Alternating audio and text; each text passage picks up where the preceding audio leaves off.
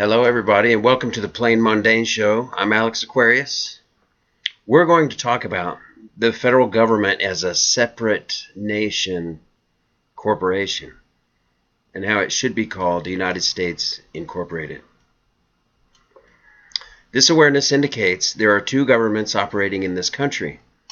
The United States of America is the republic government created by the states, for the states, created by the people, for the people. And there is the U.S. government, which is a corporate government or corporation. This federal government should be called the United States of America Incorporated.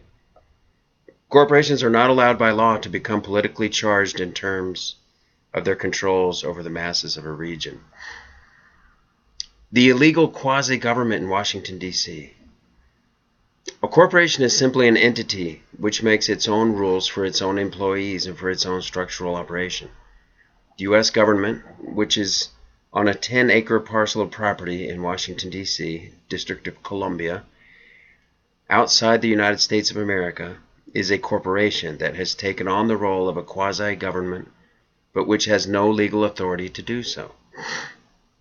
This awareness indicates that any action whereby this quasi-corporation known as the United States federal government attempts to make laws or to impose laws on the states or on the people that have not been authorized by the states of the people operates illegally. This awareness indicates that any of the states or the people who give their allegiance and give their rights to such a quasi-government are doing so illegally. Anyone who volunteers to let such a foreign entity control their lives is volunteering their freedom away illegally. And this is where changes will soon begin to occur, and where entities will begin to recognize a breach in the relationship between the people, the states, and the quasi-government in Washington, D.C.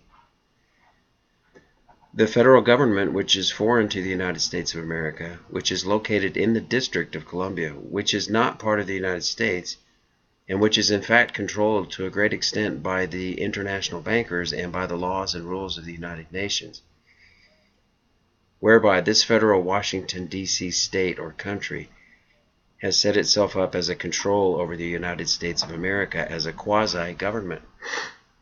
This awareness indicates that elected officials residing outside of the United States of America in Washington, D.C. are not actually employees or officials of the United States of America or its rules. The state's rules do not apply. The state's constitution does not apply to these entities in Washington, D.C. because they are acting outside the country in this second nation known as the federal government. This awareness indicates, in other words, the United States federal government and the United States of America are basically two different countries. And the Constitution of the United States of America is not the law of the United States federal government. Therefore, these entities cannot, while in the District of Columbia, be accused of treason. They are operating on behalf of the foreign bankers and their special interests. Let me interject here, folks. If you've ever wondered why we have a district where the federal government sits, this is why. Because supreme law allows them to govern as they do as a corporation over a separate nation, the United States, which is outside of the District of Columbia, which is what's called a sovereign district. Now that's maritime admiralty law. So it also has to do with the City of London within London, and the Vatican being its own nation. Most entities are unaware of vanishing freedoms. This awareness indicates essentially these so-called freedoms that entities have enjoyed or believe they had are taken away, without the public even realizing they are being taken. It is as though an entity is ushered into prison by a very powerful hypnotist and one who is very persuasive, who talks the entity along as he walks him towards the prison, and who even walks the entity through the gate and into the cell before the entity awakes to find he is imprisoned. This is the way it will be for many entities. They will be deeply imprisoned, unable to escape before they know what happened. This awareness indicates that, of course, because there are many patriots who are well aware of what is coming, they have the opportunity to inform others, and others have a chance to wake up before it is too late.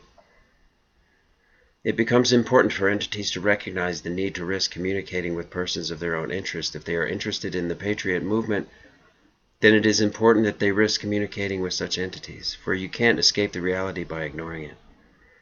There are many entities who live in denial, right up to the time when they face the inevitable imprisonment, but they recognize that what is coming. If they are open to hearing what is evidenced in regards to the future events so that they do not ignore the evidence that is available through patriot groups, then these entities stand a chance of adding their weight to the weight of others who are still dedicated to freedoms in this country and in other countries around the world. Some U.S. states now seeking sovereignty. This awareness indicates that there are close to a dozen states in the U.S. that have seriously been moving towards secession from the United States, and regaining their own sovereignty. This awareness indicates that Colorado, Nevada, Texas, Utah, Idaho, Hawaii, these are but a few of those mentioned as turning towards the pursuit of their state sovereignty. Technically, the quote-unquote United States refers to the states themselves, not the Washington, D.C. government. And the federal government, or the United States Incorporated, refers to the corporation that is governing 10 square miles known as Washington, D.C.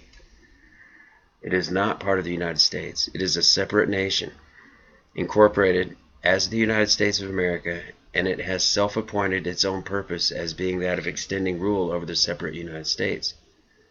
The sovereign states of the Union being individually sovereign with their own constitution or charters or separate laws based on the Constitution of the United States.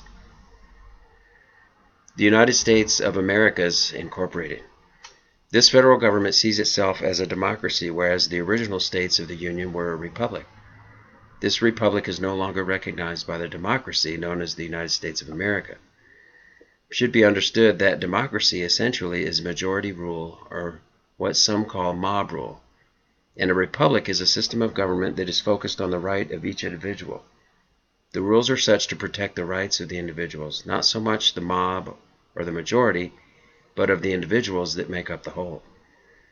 This awareness indicates that these things that most entities are not taught in their school, or not taught through the news, through television, or through the ordinary information sources of the country.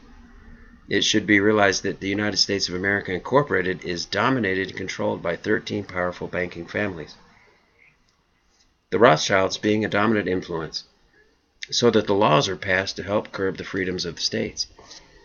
Most of the laws of the federal government are essentially just corporate rules and corporate laws on the states who have become associated with the federal government, given their allegiance or otherwise bought into federal government in Washington, D.C., a corporation. The government in Washington, D.C. is not set up to represent the states, but to control the states, as though they were a subordinate corporation to this greater corporation.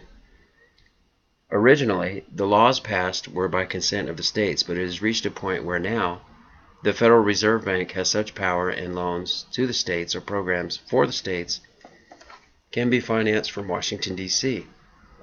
The states sell out and go along with the federal programs in order to get federal money. This awareness indicates that it has been a very slow and gradual takeover of the states and their sovereignty and independence, so that the independence is more of a sham. The so-called Independence Day is a celebration that occurs each July 4th, more out of memory than out of actual reality of the present time.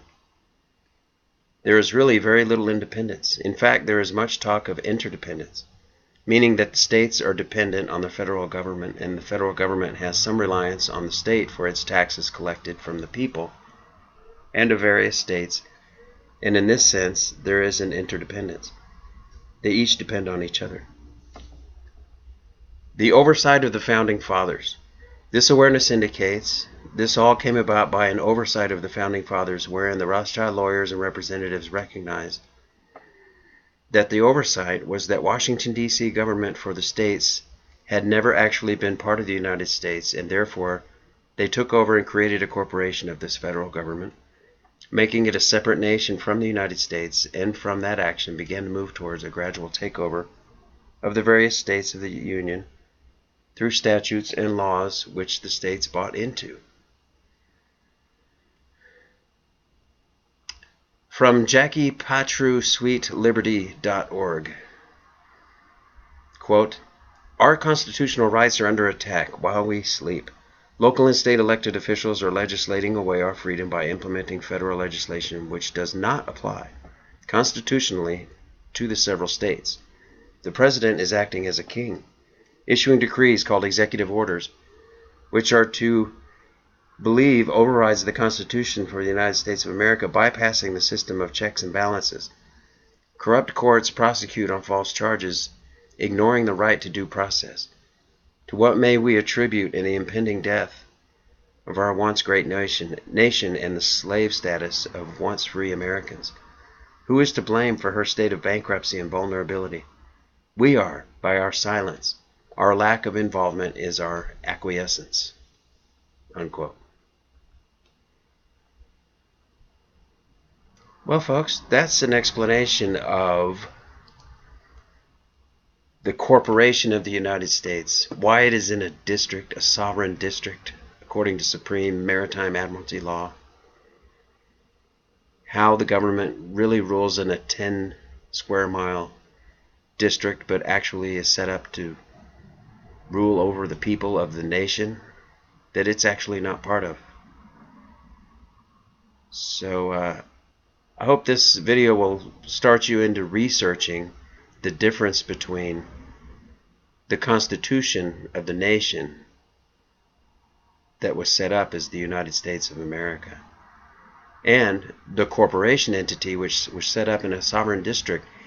And let me add, from the very beginning of the inception of this country, that district was set up for this purpose, to be separate and sovereign and be working just as it is today. So it's not like, I don't believe, Rothschild just stepped in and noticed a loophole and took advantage of it. These are plans that are old, ancient plans, people. So anyway, I hope this kind of enlightens some to the difference between the two governments, one quasi-corporate fascist and the other one from a constitution, and how one completely overruns the other.